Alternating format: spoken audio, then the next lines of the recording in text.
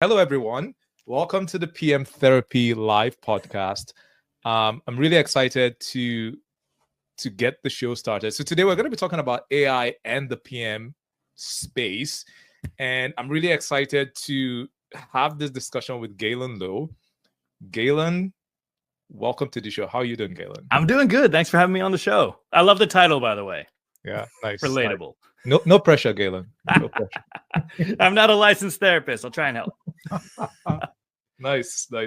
All right. So, Galen, for those that don't know who you are, why don't you go ahead and introduce yourself? Yeah, sure. My name is Galen Low. I'm the co-founder of a knowledge sharing community called the Digital Project Manager. We're all about helping to amplify the value of project management in a digital world, projects that involve people, pixels, and code, websites, apps, that sort of stuff. I'm also the host of a podcast called the DPM Podcast, which you can find on anywhere that streams podcasts. My background is actually in digital agency and like the consultancy world. Mostly the work that I've done is sort of like human-centered digital transformation initiatives in like government, transit, hospitality, and retail. Awesome. Galen, by the end of this episode, what do you think, or what do you hope the audience will learn from this? Good one. Listen, like, I want people to come away from this to feel like inspired about AI and their future, but like in a practical way. I don't really want to fixate on like the little technical details today. I want to leave people with like this sense of like what path they're going to take and what role that AI is going to play in their professional lives in like 3 to 5 years time, and how they can get set up, how they can get prepared for that. Nice. Awesome. All right. So we're going to do practical, and we're also going to look, towards the future. All right. So now, can you paint the picture?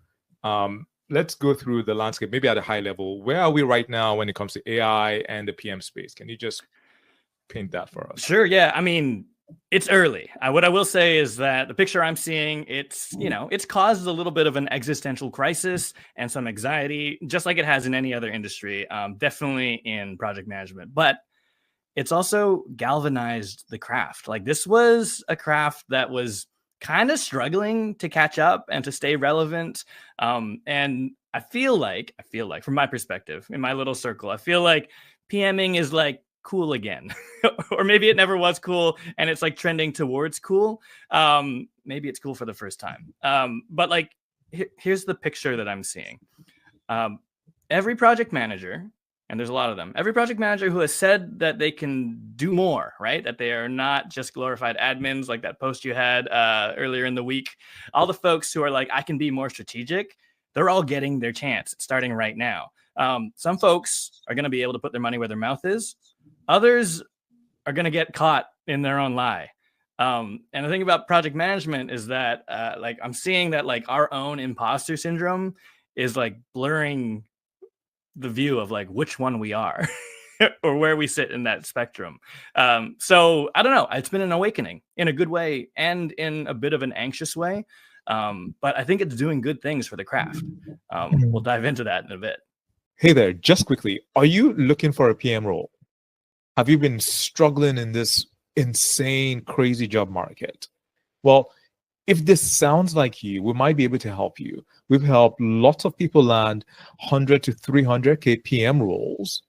All you have to do is just click on the link below, answer some questions, and if we see that there's an initial fit, you will be invited to a free 30-minute call where we can further assess your job search goals and challenges. And if we see that we'll be able to help you, we would explain to you how we can do that and what the next steps will be. All right, then, back to the show. Yeah. No. So can you maybe share some examples, or I guess this is the next natural segue.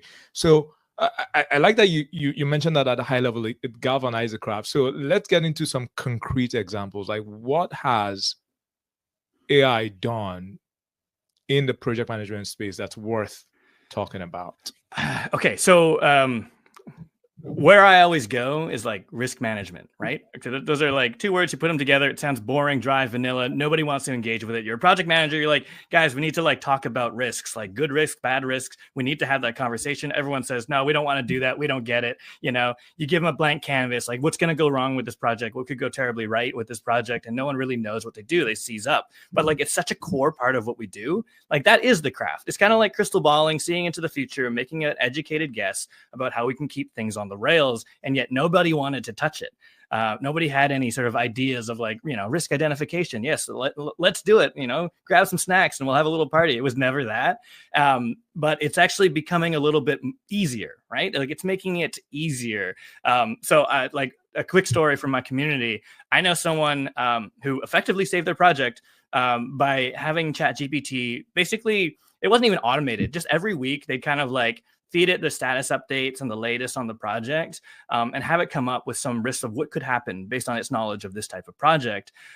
And, you know, they're doing that with a team as well. They're not just relying on, you know, GenAI for that. But it came up with one that the team didn't come up with, right? They were kind of using it as a sounding board. They're like, here's what ChatGPT says. And we're like, ha, that would never happen. No, we got that covered. And then there was just one that was like, hey, you're working with a third-party vendor. Like, you know, do you know about their knowledge transfer process if somebody were to leave? And they're like, no, we hadn't thought about that. And I don't have the whole story, but the sense I get was that they were like, hey, listen, like, could you make sure you have like your KT down pat? Because, you know, people are moving around, they're changing jobs. And sure enough, yeah, that person, there was someone on that vendor team who was in the process of leaving, and they were able to get that knowledge transfer happening before any of that sort of impacted the project. Again, it's not like magic, but the generative AI, these LLMs, like they are trained on a lot more knowledge than I have here in my brain. You know, whatever we've written about projects and project risk, types of projects, it's kind of collated that. It's like, you know, a big repository of stuff that you can tap into by asking the right questions.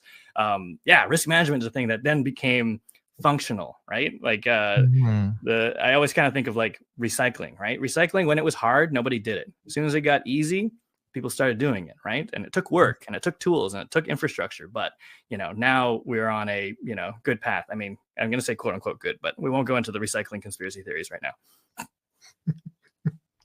Right. No, nice. I love that. I thought it was just me. I thought I was one of the, you know, few PMs that didn't like risk management.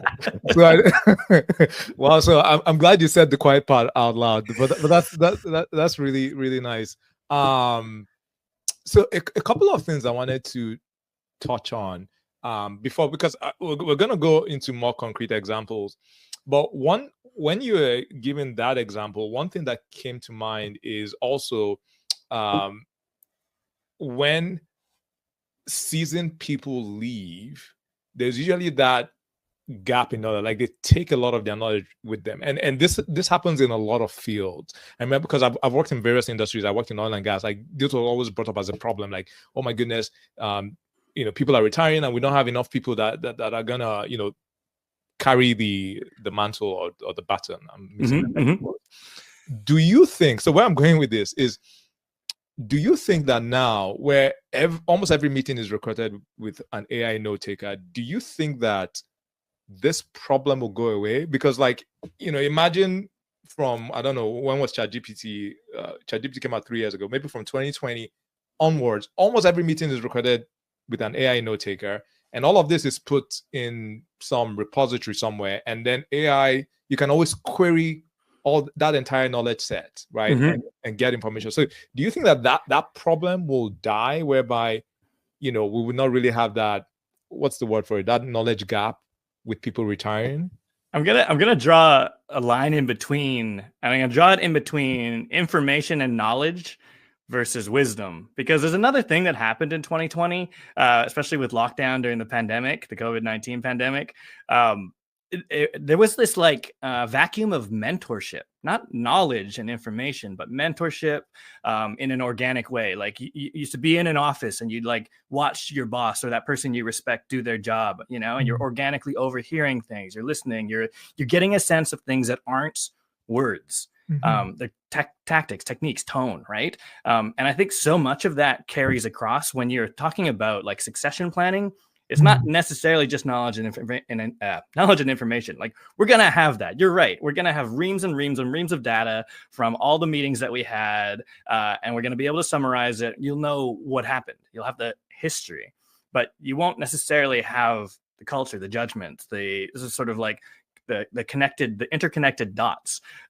So I would say it's not going to solve it. It's going to help, because if someone does sort of, like we say, like win the lottery and abscond, to some, tropical country and never wants to talk to work people again, we'll have some of that knowledge documented. Documentation, I think it's helping immensely, right? One of the examples actually I was going to give was like SOPs, right? Your standard operating procedures. Now you can just like jump into like Loom, film a Loom, do your thing while you're filming the Loom, and it will turn that into a document that is an SOP that you can go, yeah, that's right. These are the steps. That part I don't worry about. Checklisting, I don't worry about. I think though that we'd be remiss to like, it'd probably be a mistake to think that mentorship is not important anymore.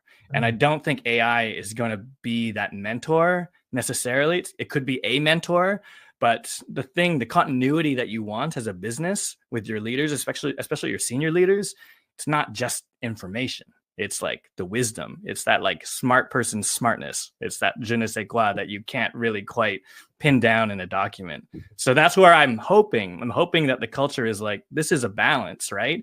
We have tools to help us. Doesn't mean we can like forget about some of the stuff that is uniquely human.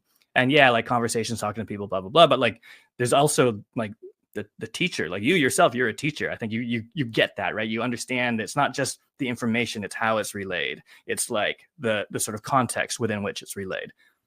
Yeah. Can I play devil's advocate? Yeah. Let's do it. Okay. So right now you have AI companion apps, and it runs the gamut. It can be a friend, a coach, a romantic partner.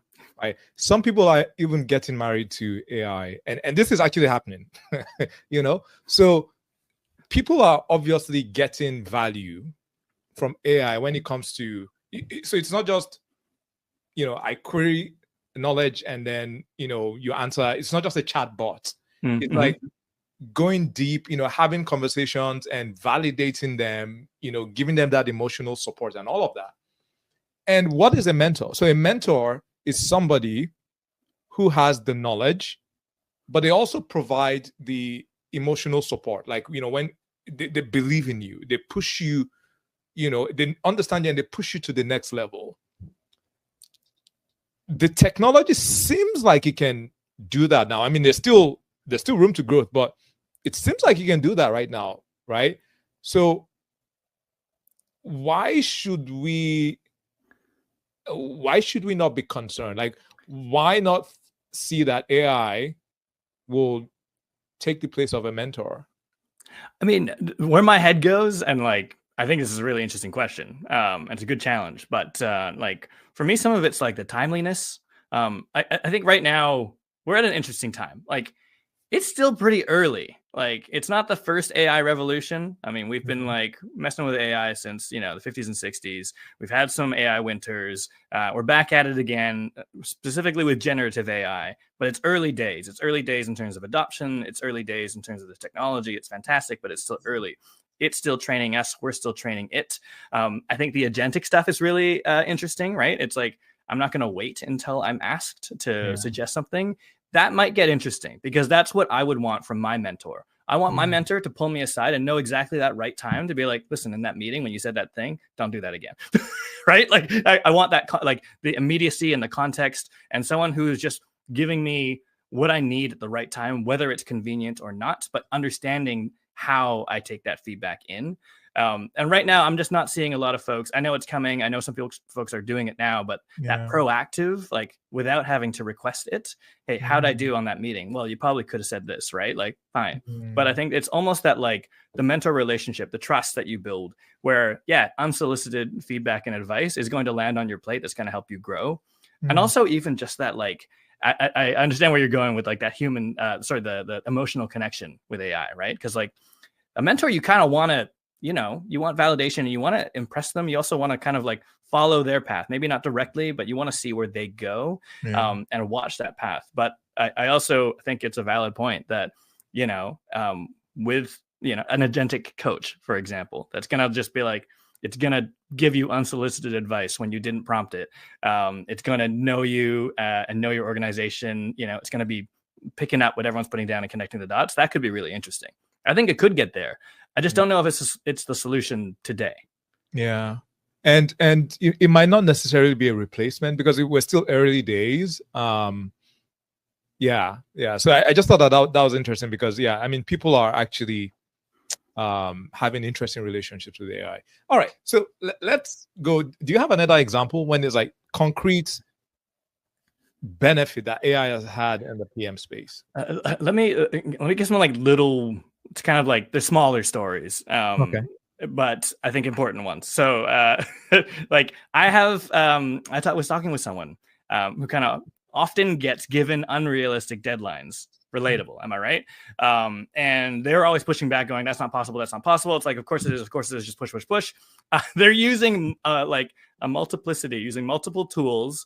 Just like your ChatGPTs, your Claudes, your Perplexities, to kind of like run a little like, hey, can you create a timeline to do this thing that launches in 3 weeks, and because like there's a lot of the sort of the tone of the tools is kind of like you could do this, but I'd caution this, and they take that and they're like, cool, not even AI thinks that this can be done. They're using it to kind of like give themselves to move that conversation forward instead of getting stuck in this loop of like, of course you can get it done by in 4 weeks, of course you can't just push.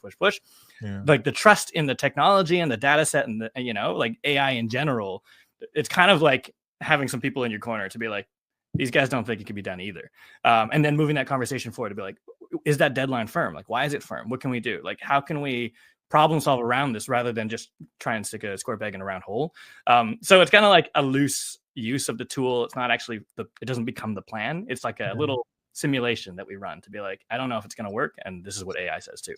Yeah, it's to support your argument. That's and one thing that I think it's like a lot of the boring stuff, like I feel like that's where AI will probably have the most impact. I don't know, I could be wrong. Like just a lot of the boring things that we don't, because I think a lot of times we are looking for a miracle, but maybe the miracle is that you don't have to do a lot of the, the number crunching, the very repetitive, task, as opposed to also, looking for this shiny thing. I don't know. What do you think about that? I mean, I definitely agree with the sort of like time savings, the like efficiency, the number crunching, the tedium, like I think some of that starts to go away. What I worry about is that people start forgetting why it's important to have done that in the first place, right?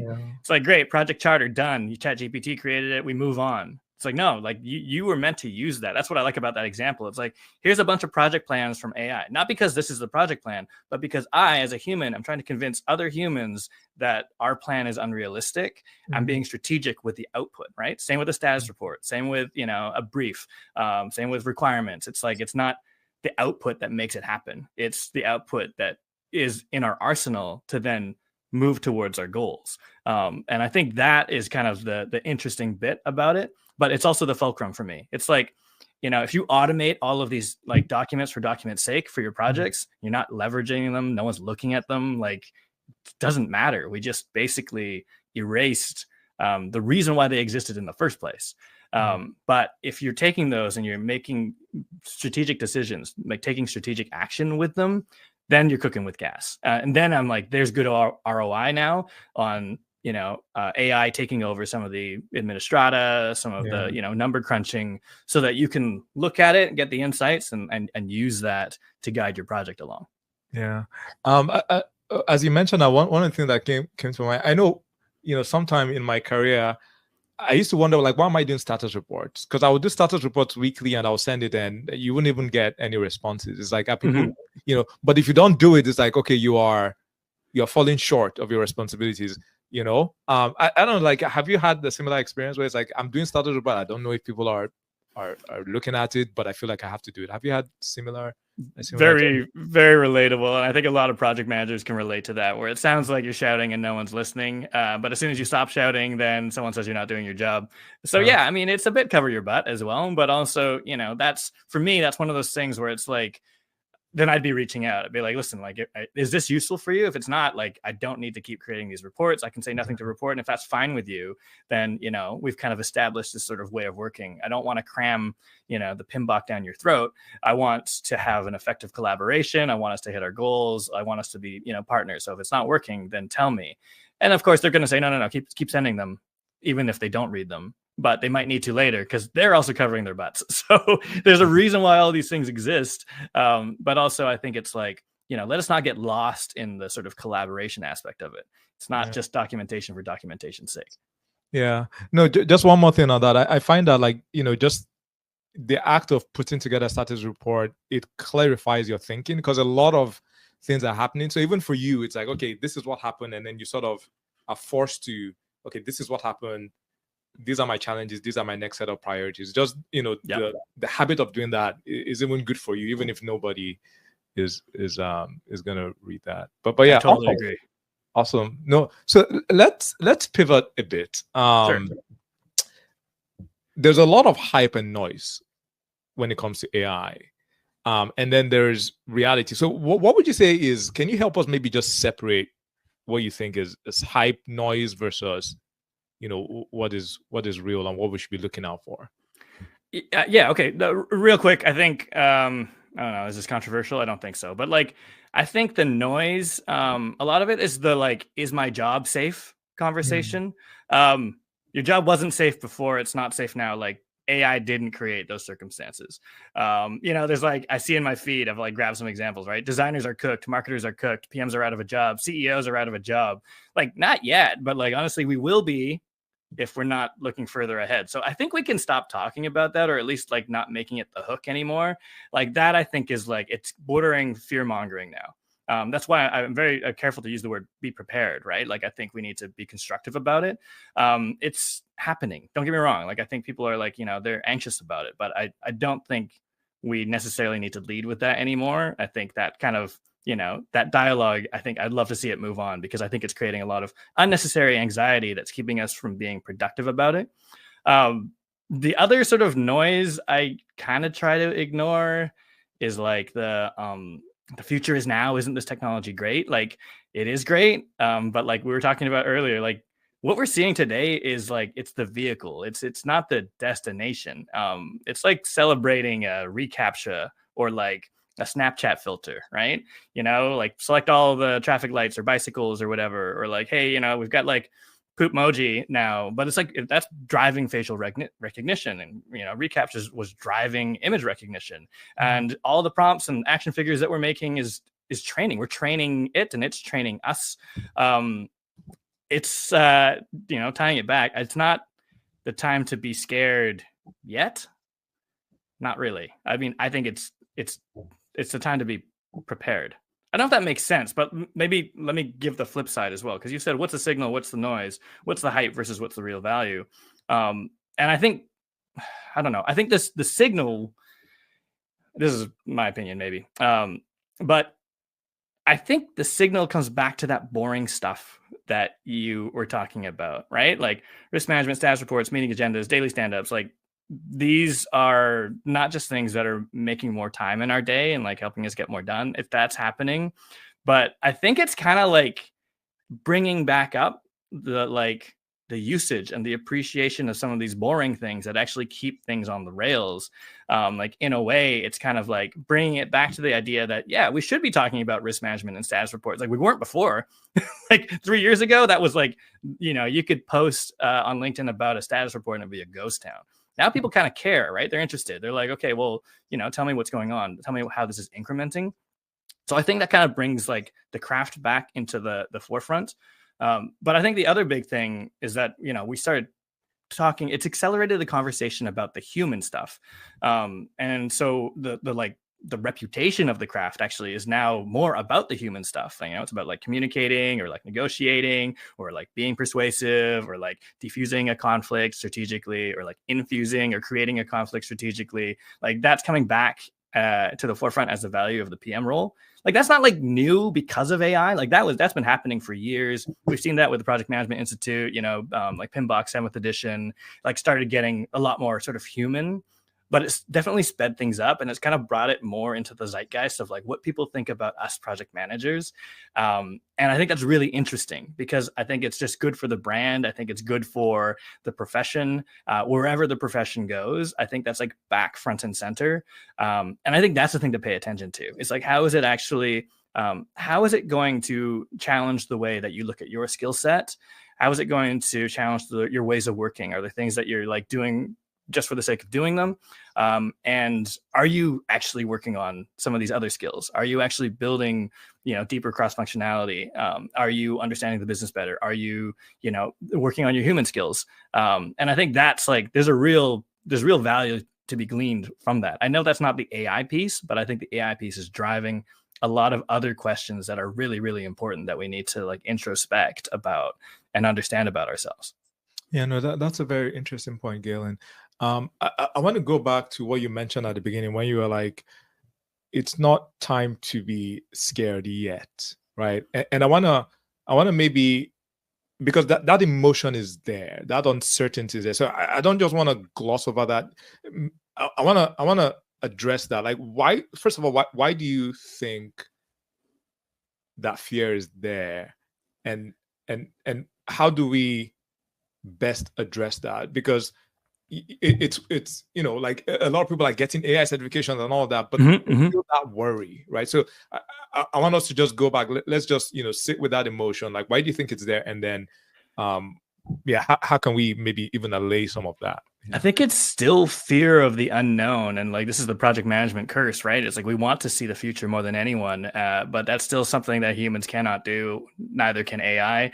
I think the future is uncertain. I think where we start gravitating towards is like, okay, well, we must know the future. Well, okay, well, like here's how agentic is going to work, right? Here's how GenAI and prompting is going to go in like 5-8 years, and like just kind of wanting to feel like and then getting the badge to say that even though that the knowledge set that you're training on is actually changing every day. Like some of my most interesting people to talk with these days are developers, because they're they're interfacing with and building the tools. Like they're on the front lines of what's actually happening there. They're excited. Their worlds are changing every day.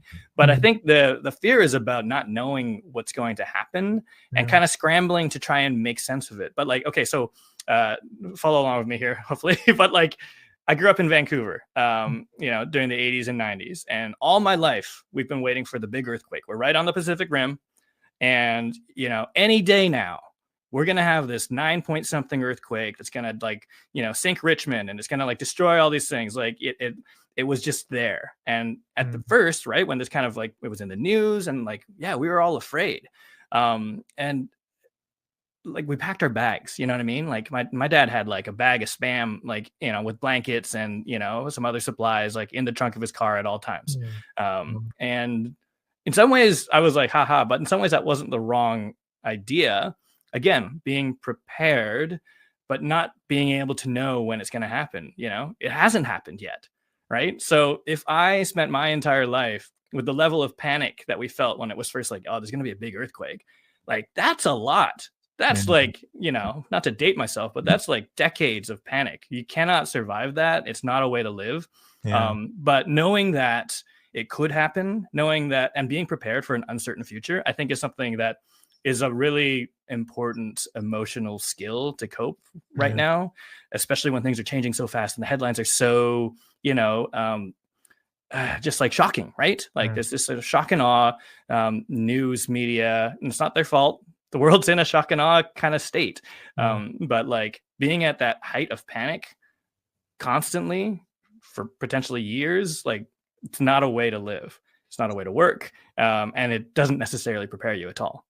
Yeah, no, I really like that. And it's like, yeah, that's a lot of noise, like to live in that like constant, state of anxiety, and it's not productive. But how can you channel that? It is to prepare and to make sure that you don't get caught off guard. So I think that's really solid advice. Yeah. Okay, so how best do you prepare then? Ooh, good question. So like, listen,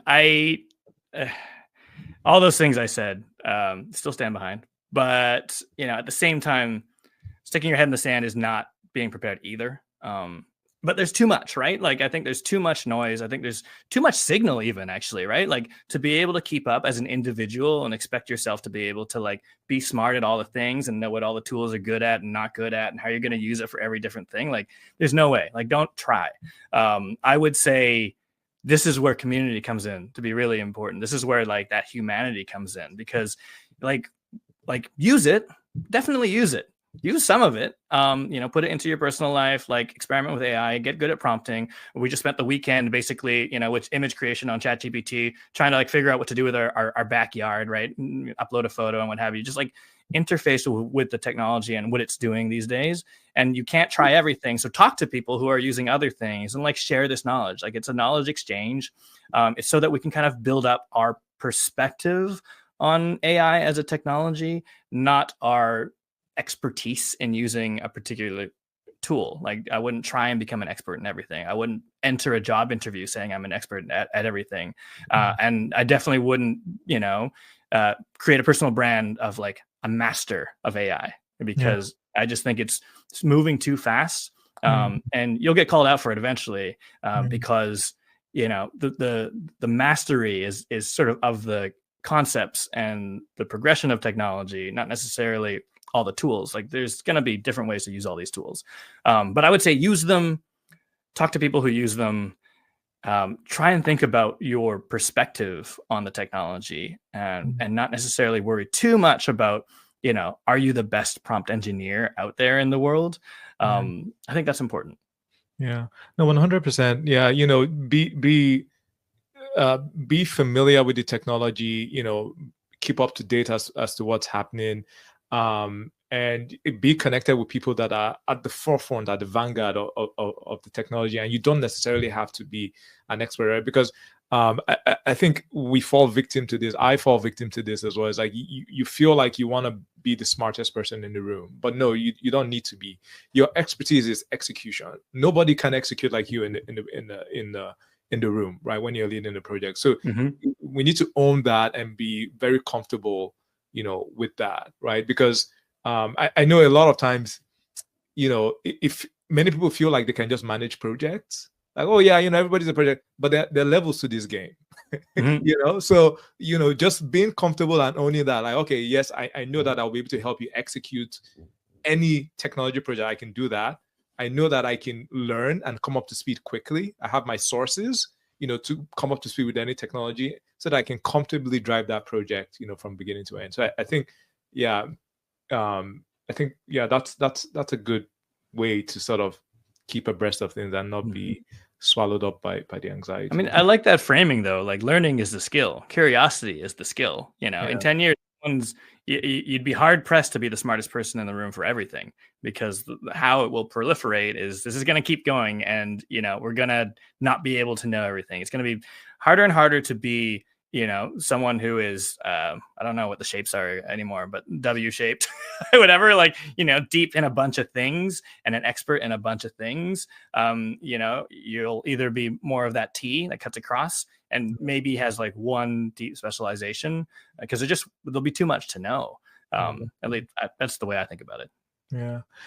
By the way, I just put a link in the chat. I don't know if you all can see it, but this is the World Economic Forum. So they did a jobs report on what are going to be the fastest growing jobs by 2030 and the top largest declining jobs, right? So I think obviously this has taken into consideration AI. So I don't know if you saw this, Galen, but I don't know if I can share my screen. I can share my screen so that people can see what I'm talking about. Let's see, share screen. Yeah, it's got a good chart somewhere down 1/3 of the way down. Yeah. So, all right. Can you see my screen? Yeah. All right. So basically on the left, what we have here are the top 15 largest growing jobs by 2030 and the top largest declining jobs by 2030. So, like you can see a lot of the like farm work jobs, like no surprise there, AI cannot take over that. You have software at number 3. If you go to number 12, you have project managers, right? So, like, I don't know, when I thought, I was a bit surprised, but in a way, I'm like, I'm not really surprised, because like we fill up space, like we fill up white space. We are like the glue, like, to make things happen. So you need that, right? As long as you have a lot of people that are coming together to get something done, there needs to be somebody in between, in the middle, just sort of, holding things together. I don't know. What are your thoughts on this? I mean, I find it interesting, and where I definitely agree is that, like, the pace at which things are changing, because change is impacting everything, and it's never going to be this slow again, creates more projects. And to your point, right now, our sort of habit, or our method, is to have that glue in between. But in some case, that glue, right? We're managing a project that might be creating a tool that actually is trying to actually replace us as the glue. And I think, we ought to take that into account. In other words, I wouldn't look at this list and go, yeah, we're fine. I would look at this list and go, there's opportunity here now to do some really interesting work and lead some really interesting projects, and, be at the forefront of, innovation.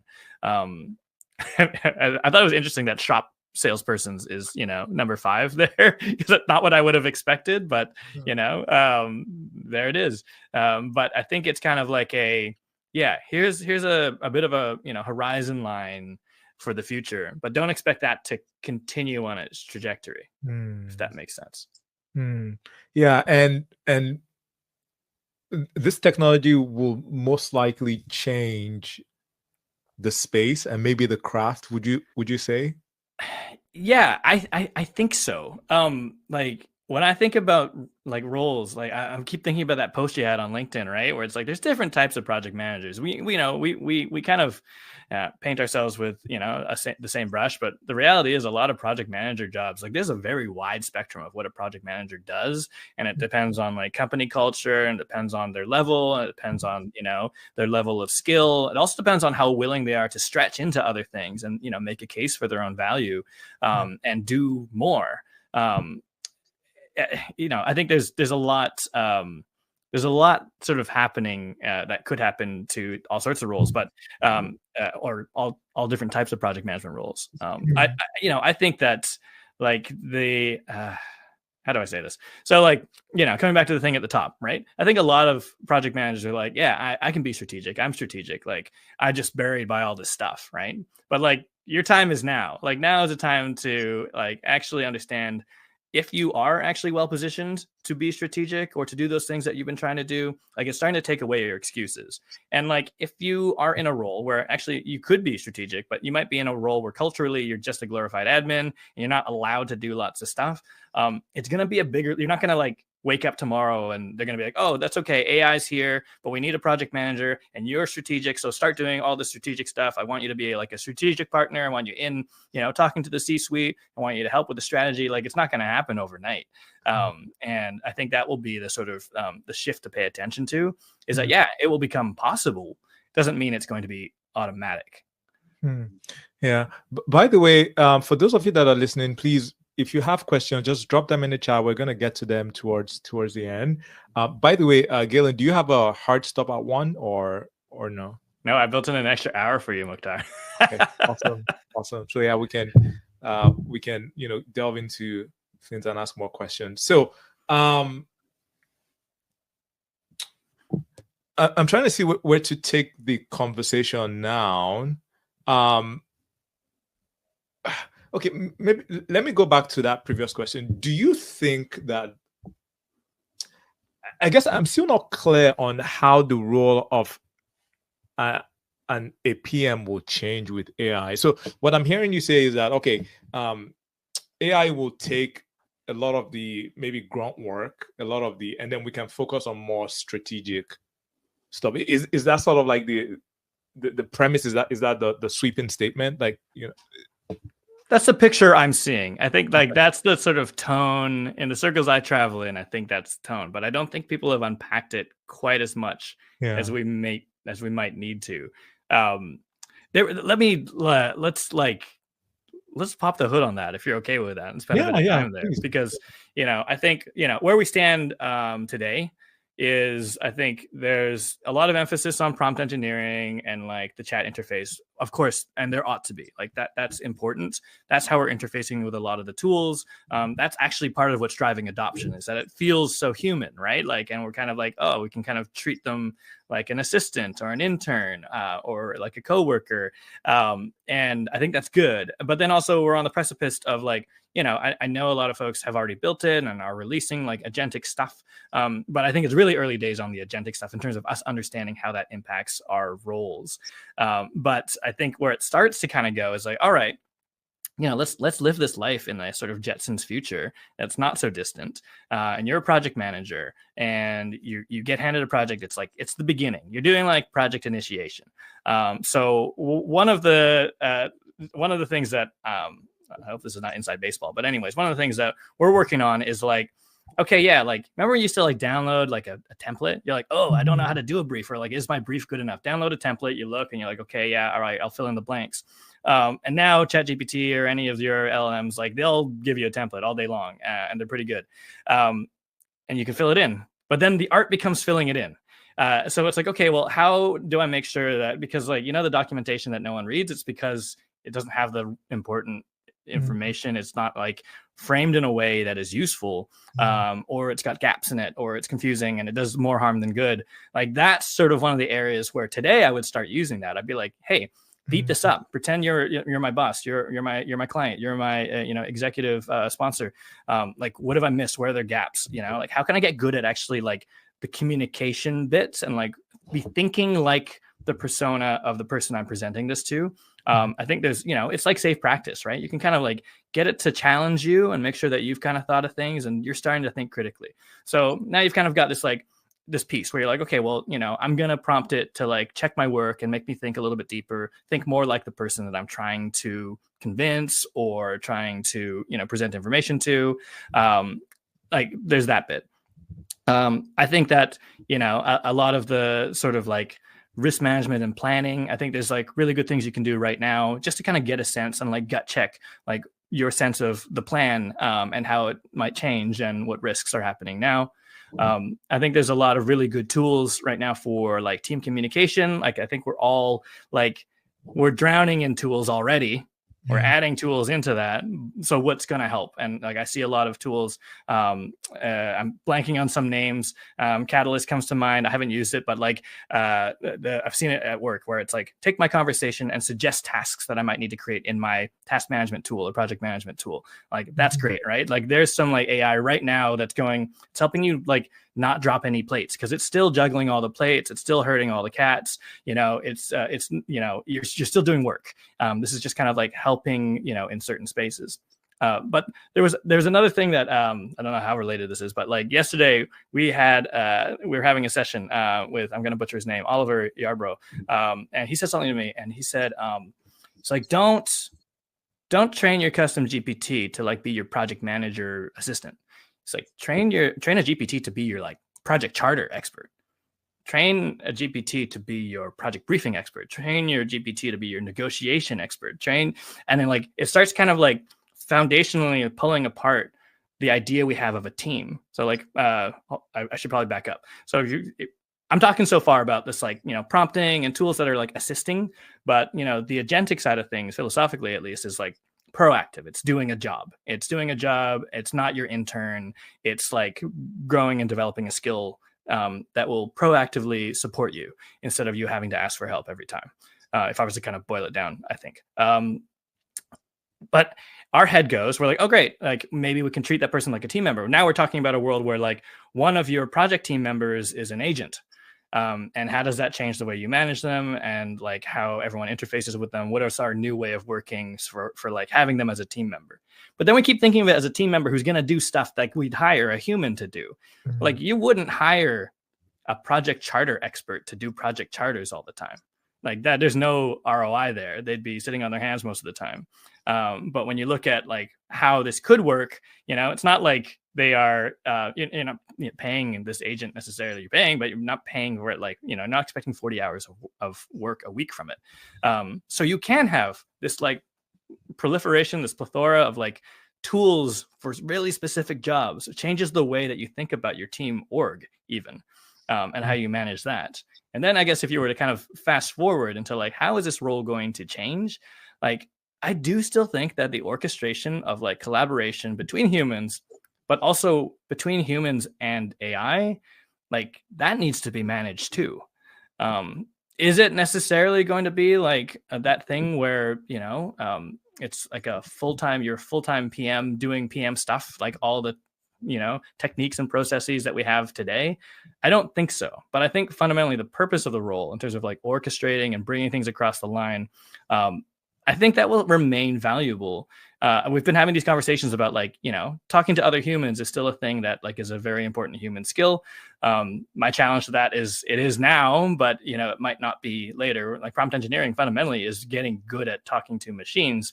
But I think that actually paints a bit of an optimistic future of like what this looks like. Not like iRobot necessarily, but I think like kind of just having like owning the process, the way of working, right? Like the, dare I say methodology, but I think making decisions on how to tailor and how to like use the right tools for the job, I think will still be in play. But I think the expectation will be higher. The expectation will not be because you are a skilled project manager, you know what needs to be done. I think it's going to become more because you're a skilled person who understands the business goals and the outcomes that we're trying to drive and are held responsible for that, are accountable for that. We're already seeing that in some of the like, the broader stuff from Pierre and PMI. It's like, we want to be owners of outcomes, not owners of like the iron triangle. That's important too. But, in order to own an outcome, you have to be more plugged in to what the business or organization is trying to do with that project. You can't sit at this level anymore. You have to sit at this level. And I think that's where it becomes different. Yeah. No, I think you shared a lot of very, very interesting insights there. If I could just summarize, so, in terms of how AI could impact, the PM space, we're looking forward a bit. So you mentioned something on communication, right? So, being able to embody different personas, the different stakeholders that you're going to be interfacing with. So instead of you just communicating in a way that's not really landing, so AI can help you really communicate better with them. You're putting yourself in the other person's shoes, and really customizing communication to them. So it's even making you, so the human part of the PM, AI is making you even better in the human part of, so that's one. The other one that you mentioned was, just doing a gut check, right? I guess maybe this also ties, to the risk management analysis that you did, like, what are the gaps? What am I missing? Right. So that was the second. And then the third that I heard was specialization, right? So we have, you can have different agents that specialize in different aspects of, what a PM does: project charter, risk management, maybe, forecasting. You can have all these specialized agents that are going to be a lot better at that, but the human sort of sits on top of all of that, right? So that was the third. And then the fourth that you mentioned is, like, even with the proliferation of technology, how do human beings interface and interact with the AI, right? So these are four things that I got from. Did I summarize that? You did a very good job. In fact, yeah. Way better than me blah blahing. I'm glad you pulled this out. No, because I wanted to do that because this is really important, and I feel like this is a lot of things that I miss this a lot in a lot of AI conversations. Like, it's all high level and all of that, but I like, I'm like, give me the meat. I want to really understand that. So I really wanted to do this for myself. I hope maybe even the audience got some.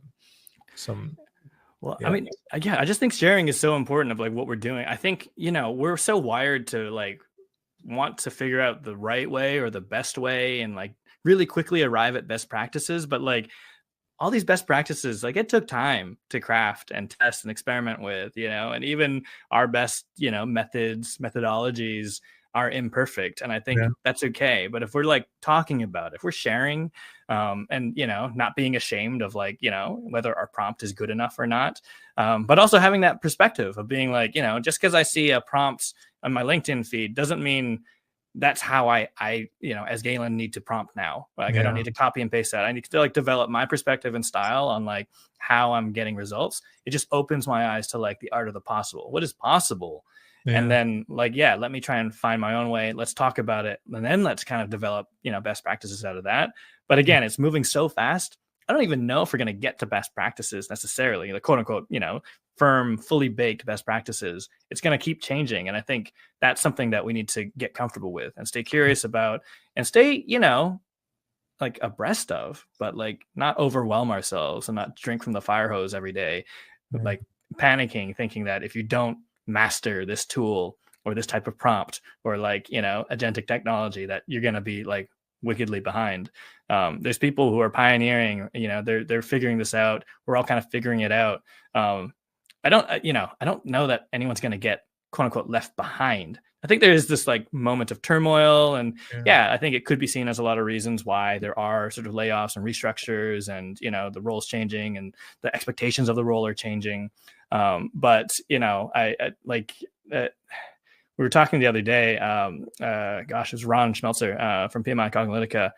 This notion that like changes happened before, like fax machines, like computers, like email, right? Like no one got left behind on email. Do you know what I mean?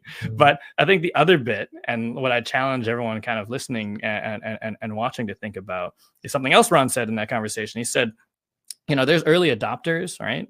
But then there's also leapers, right? There's people who are like infusing AI into what they do today to help it. And then there's people who are just burning it all down and rethinking what has to happen, the outcome, and not worrying about what we did before and trying to reimagine what work could look like with this technology. And I thought that was really interesting because I think in some ways, the pandemic hit, COVID-19, it's 2020. And, people who have like conferences, like, what do we do? Oh, okay, we'll just move the conference online. It's like, great. Like, what's it going to be like to like be at a booth? I don't know. We'll create like the online booth. How about online networking? Okay, we'll do like, online networking, and we'll make it exactly like it was as much as possible in like the in real life experience digitized. And it kind of missed the mark because it didn't address the outcome. It just replicated, sometimes poorly, replicated what we expect from an in-person experience in a digital realm. And it didn't really connect the dots with what are we trying to do? We're trying to share knowledge. We're trying to engage with people. We're trying to like build relationships, network, we're trying to have a good time together. And, no amount of virtual beer is going to like replicate the in-person beer, but there might be another way to go about doing this. And, I think all bets are off in some ways, right? Like, I think if you can start thinking about it, like with this kind of zero-based mentality, not what we've done before, but where we need to get to with the tools we've got, I think that's where it gets really interesting. And I don't have the answers, but I do think that work, period, could look a lot different. Project management, as a result, could look a lot different. But I wouldn't get too stuck in what we're doing today plus AI equals the future. There's more. For sure. No, definitely. I don't want to have to play this in 2 years' time saying, hey, Galen, your prediction was wrong. We're all like shopkeep salespeople. Sorry, Mukhtar, was wrong. Nice. Good. So let's talk about some thought-provoking questions. So now, AI can pass the bar exam. I believe that AI can pass the PMP exam because I think the PMP exam is not as tough as the bar exam. I could be wrong. I've never taken the bar exam. So will this make the PMP irrelevant? I mean, yes and no. Okay. So like, I wrote my the PMP exam in 2014, 5th edition of the PMBOK. It was hard to study for and it was hard to pass. Not gonna lie.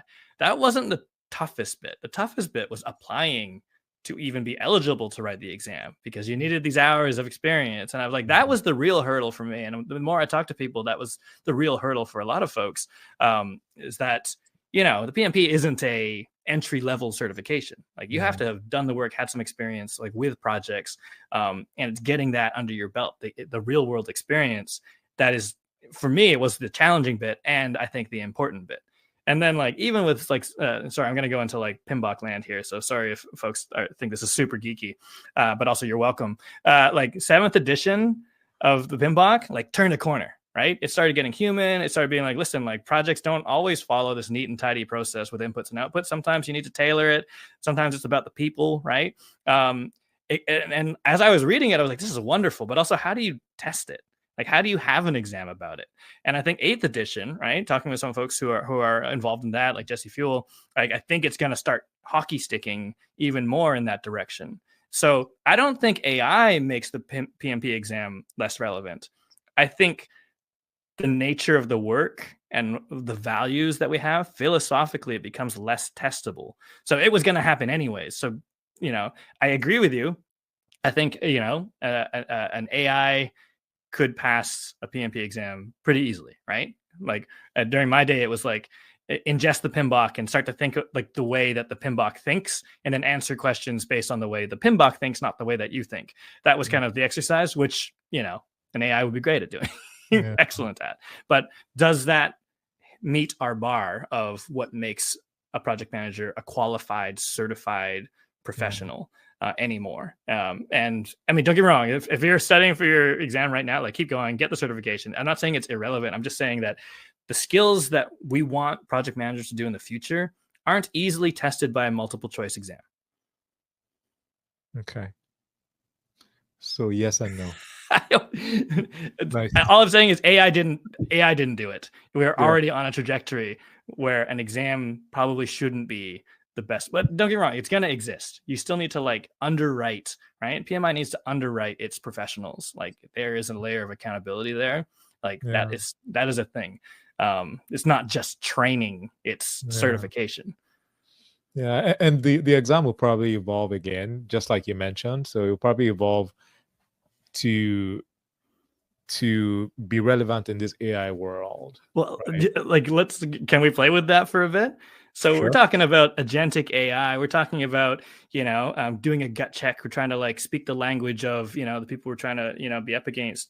Like, what if, and I'm going to go Star Trek on everyone, but like, what if this is now a simulation, right? It's not an exam. It's a simulation. And you're there and you're interacting with individuals in scenarios, right? You're doing your Kobayashi Maru, right? You're like, how do you get out of this project that's actually going to fail anyways? And that's the lesson. Like, that's so interesting. It's like, I think it's going to be more about practice and assessing the judgment calls we make and the words we use and the tactics that we pull out, under duress, real duress, not exam duress, right? I think that would be really interesting. That's where I think AI can support the certification process and maybe replace an exam, because it is more about using the skills, like wielding them. Yeah, no, that is so interesting, because I think that's a lot of the, for a lot of people, that's the issue with certification and education. It's like, okay, you learn all this theoretical knowledge, but how do you get to deploy that in your day-to-day, right? But if the test is actually simulating all of that, because right now the way we actually test that is you get on the job and then you make the mistakes and then we see, oh my goodness, you are a crappy hire. But if we can simulate that well in this environment, and then from that we can know if you're good or not, then I think that's really interesting. Even for, I think maybe this also has a potential to change the game for interviewing as well, right? It's like, because a lot of people, like, the interviewing is a skill. You can come in there, be charismatic and all of that, and you can get through. But when it comes to, can you actually do the job? That's something else. But yeah, this can test people properly, I think. That's really interesting. The future of the take-home assignment. Yeah, no, for sure. Also, another provoking question: if you are a PM and you figured out how to use AI to do your job 3 times faster, 3 times better, what should you do? Should you not tell your boss, or should you look for another job? What should you do? I mean, okay. Here's the way I think about this. I'm going to go for like an org structure kind of approach, because you're doing your job 3 times faster, conceivably, than your peers. The same title as you. And salary banding exists for a reason. And you are not going to be able to be like, pay me 3 times as much because I work 3 times as fast in your current role against your peers. No organization is going to do that. What I would do, though, is I would do one of 3 things. I would either like start using that extra time to do the job or explore the job and responsibilities that you want to be doing in your next role, right? Like that's like the regular career stretching. Like start doing your next job and showing that you can do it, bits of it, so that you then become a different titled person and then negotiate your salary based on that. The second thing I would maybe suggest is like maybe also help your peers get like 2.89 times faster at their job. So that you kind of like level them all up. And maybe the value that you deliver as a team is such that the salary banding actually, like increases. I don't think that's going to happen automagically, but I do think that, yeah, you could be like, listen, we're a team that changes the game, but obviously give yourself a little bit of an advantage so you're still faster and, position yourself for that next move if that's what you want to do. Third thing I do is maybe both, right? Maybe you're the person who's like, listen, I know how to get this team to be working 3 times as fast, but like, that's valuable. I'm not going to do it for free. So like I am starting to use my time to do these things. I can also get the entire team, and it depends on the scale of the organization, but that could be massive ROI in the eyes of a business. You're like, wait a minute, you're not just a unicorn. You're going to create a team of unicorns to change how we deliver impact. Okay, like now let's talk. You're in a new role, a different role, and you're training that team to like, do what you did. To deliver value, like amplify the value that you're delivering. Everyone's different. Listen, some people will be like, nah, listen, I'll just like get 2 other jobs and make all that money now. And I don't care about the title and I don't care about my team. There's going to be people who are like, I can do this. I can, like, the fractional world, the freelance world is like, it's blowing up right now. Not just because of AI, to be honest, it's helping, but because we are all disenfranchised with like this idea of like full-time employment. Our relationship with work is different, definitely post-pandemic, where we're like, oh, our work self and our personal selves are the same person, right? This is kind of like reverse severance realization. And I think, people would say, yeah, listen, I have the skills to like strike out on my own. And if that's you, like, that's great. But also make sure that you've built that sort of entrepreneurial sort of business acumen. Heck, use AI to help you do that. Use AI to help you like forecast your cash flow and how many jobs and what rate you'll need in order to like do whatever 3 jobs and get paid 3 times as much because you're 3 times as fast now. Like help, like use that to like help you navigate in a new space, because it's not quite the same as having 1 job, and it's not quite the same as being an employee. But anyways, I'm digressing. No, I like that. Sometimes you need to have those theoretical discussions, hypothetical discussions. Yeah, awesome. So let's take a look at questions now. Yeah, I'm sure. just gonna quickly scan through to see what questions we have.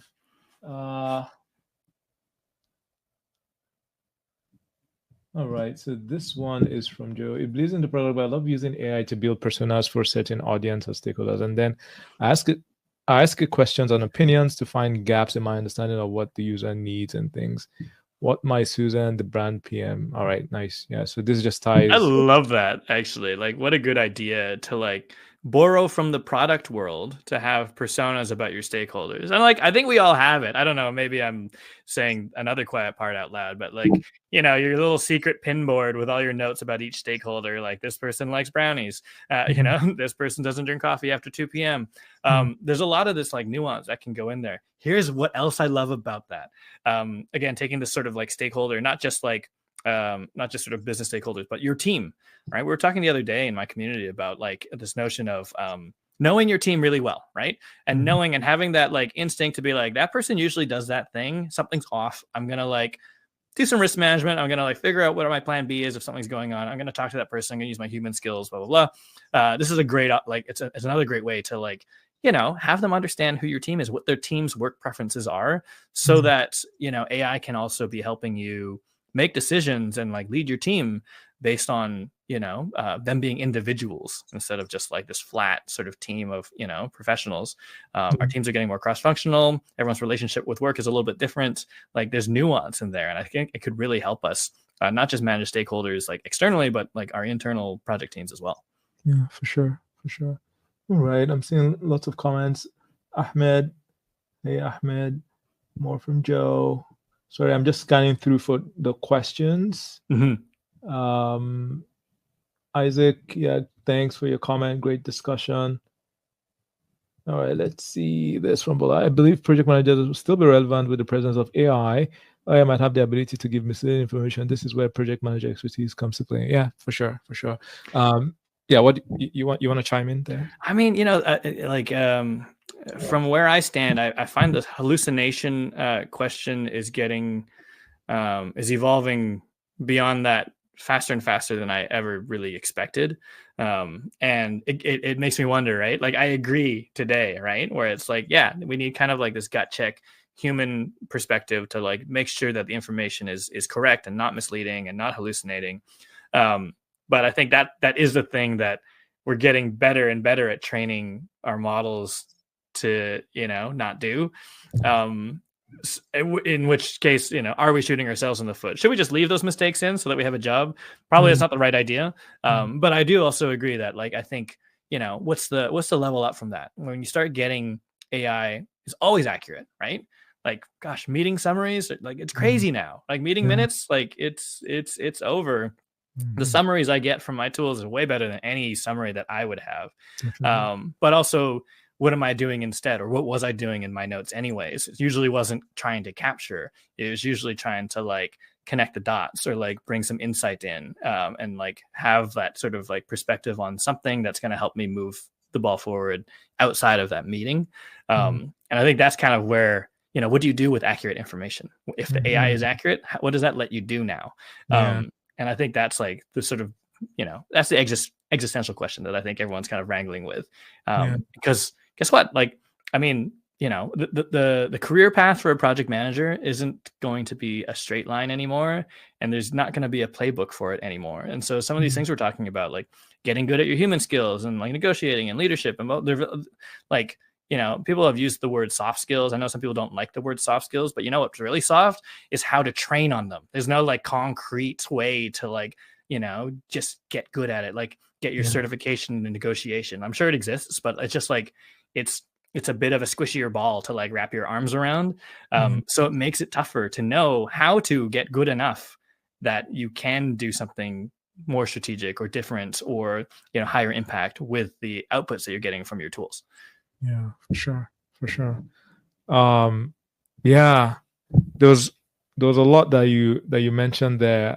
Something came to my mind, but it just skipped me. If it comes back, I'll bring it up.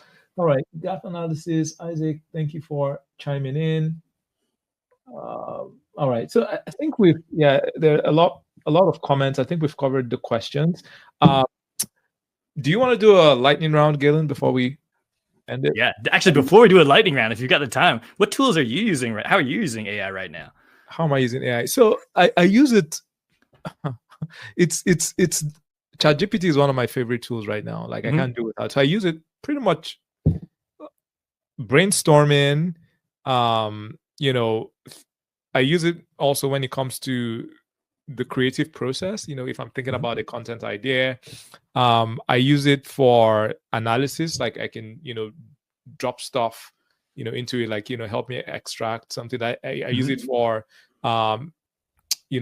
contracts. Maybe, somebody gives you a contract, I love that. Because all these contracts are just, like, I don't know who reads, who reads all these contracts, right? So I put it there, just boil it down, layman language. What should I be worried about? Like I just signed a new accountant, and they gave me this large text and legalese. I was like, okay, what should I be worried about? And he gave me like 12 very good questions. And I went to sit with my accountant. This was before I decided to sign him on. I was like, oh my goodness, these are like really good questions, And yeah, I was able to have a very informed discussion with him, because I needed to figure out how do I do taxes, because I have like staff internationally, clients internationally, and all of that. So yeah, I use it pretty much across my entire life. I love that. I also, you said something earlier about the sort of like emotional connection that we end up having. And like, there's some roles, project managers, but like also, hey, like creators, right, educators, and like solopreneurs were like, work's getting lonely as well. And that's a pretty good sounding board there, right? To be like, what should I be looking for? And then I saw this post on LinkedIn. I can't remember who it was, but it was excellent. They were like, I built a little GPT to see if like an employment contract aligns with the values I have that I've trained it on, like what I believe in, who I am as a person, and like what I want to be able to do. And they'd sort of feed that together to be like, is this opportunity going to be right for me? Because it's interesting right now where, you know, the job market's wild right now. You know this better than anybody. But, you know, postings are going up, interviews are happening, you know, the jobs are kind of backing out there. There's still layoffs happening. So there's a lot of transition. But as you can imagine, it's still like, you still don't want to leap into something. It's like a long-term relationship. You don't want to leap into the wrong one. And yet there is this density of information that, you know, in a perfect world would get summarized, and what a great use for AI. Yeah, for sure. All right, lightning round. All right, let's do it. What's one app you can't live without? Timeanddate.com. It's not really an app. I know it's a website, but like, honestly, I looked at my browser one day and I had like 7 instances of timeanddate.com like open, because I'm the kind of person who, like, you know, I'm working with people in different time zones. I want to like tell them the time of a thing in their time zone. I see. I want to make sure I'm buttoned up about it. So I'm kind of like going in there all the time. Also, like, you know, time zone rules around the world are like very strange. But yeah, timeanddate.com for like the empathy around when does this meeting happen. Nice. So you have people that you collaborate with across the world, right? So, you know, it's about booking, you know, when do you collaborate in real time with each other? Yeah, I've never typed the word Bucharest as many times as I have in the past like 6 months. But yeah, I'm getting used to Eastern European Standard Time. Nice. Are you a morning or night person? Definitely night. Absolutely Really? night. Well, I guess that works well, because you're dealing with people, you know, forward in terms of time, and then, you know, I'm also like, this is like bad as a project manager, but I'm really bad with like my own deadlines. Like when I know there's a hard stop, like if I get up at 5 a.m, I know that there's a hard stop at 9 when everything starts, but I will have a longer stretch and will sacrifice sleep far sooner than to like just get something done at night, knowing that it's not going to be like right at, you know, 2 a.m. like everything's gonna start. I could stretch it. Nice. Introvert or extrovert? Introvert, no question. Really? Yeah. Who would have thought? Someone explained this to me the other day, because I was like, all the tests I take are, you know, I'm INFP or whatever, right? And I'm like, you know, have I changed? Because I was definitely an introvert before. And they're like, no, it's about energy. It's about like what costs the most energy. Like, do you get energy from like talking to people, or does it drain you faster? And I'm like, it drains me faster. And I'm like, oh yeah, okay. So it just means that I collapse and like I have an old man nap at 7 o'clock these days, because my job is very social, is very, you know, a lot of interacting with people, but it, you know, it drains me, not in a bad way, but it just spends more energy. Most interesting project you've ever managed? I did this hospitality project. This is actually relevant. It was, I think I can say this. It was for the Four Seasons Hotel. They were doing some residences. But it was guess what? It was a chat-based interface where it would ask you, like, what do you see your retirement being like? And you write it in, like, you know, plain language, human language. And then it would create this like personalized like remix video of like what your first person view could look like of you surfing and having breakfast in the forest and blah, blah, blah, pulling from this database of little video clips. And I'm like, it was like, this is like 12, 15 years ago.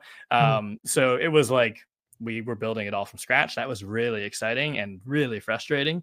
And B, it's just interesting because it was like, you know, in a way, ahead of its time, right? AI before AI, where it was like a chat-based interface to create a personalized, you know, image or video. And that's what we're doing now. Interesting stuff, though.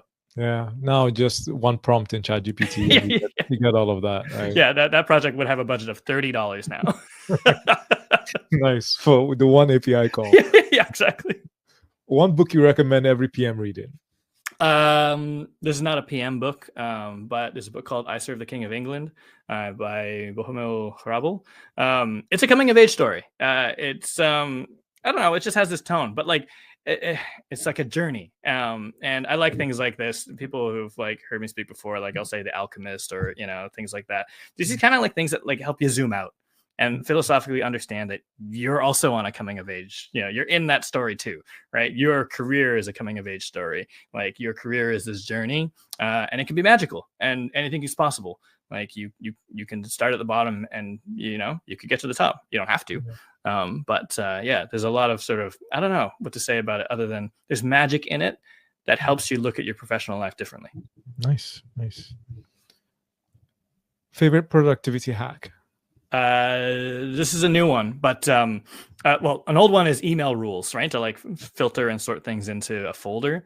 And if you look at my Gmail, I have like so many folders. And then the other day, someone was like, "Oh yeah, I just filter by the word unsubscribe to get all the newsletters and stuff, and especially the like sales outreach and stuff into a different folder." And I was like, wow, I've been filtering for like tool words, right? All my Airtable stuff goes into an Airtable folder, but like just this notion of like, I don't know, like I think a lot of us get a lot of outreach. I won't say spam, but like outreach that usually, because of the rules, has some kind of a way to unsubscribe or say no thank you. I was like, wow, that is a great sort of like hack. So I started that filter. I haven't tested it fully, but yeah, I was like, wow, because like when my email is cluttered, when my inbox is cluttered, and I can't tell which is like an email I need to respond to or like someone who just wants to like sell me something, like I get less done. I get less done. Yeah. So that I didn't think about that. That's actually smart. Well, now, like I need like a LinkedIn version of that almost, right? Because like the LinkedIn inboxes. LinkedIn messaging, it kills me. I'm the worst. Awesome. This was amazing, Galen. So for those people that want to reach out to you, how can they contact you? I mean, connect with me on LinkedIn. I have a really long profile URL, so I will anyway search me. I'm one of 2 Galen Lows that does project stuff, but connect with me on LinkedIn. Love to chat. Also, like, come join our community at thedpm.com.